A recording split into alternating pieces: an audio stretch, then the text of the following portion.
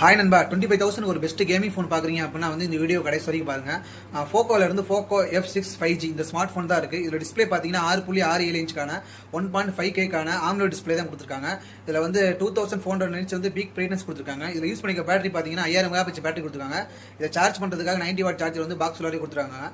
இதுல யூஸ் பண்ணிக்க கேமரா பார்த்தீங்கன்னா பேக்ல வந்து 50 MP மெயின் கேமரா கொடுத்துருக்காங்க, 8 MP வந்து அல்ட்ரா வைட் கொடுத்துருக்காங்க, செல்ஃபி வந்து 20 MP கொடுத்துருக்காங்க.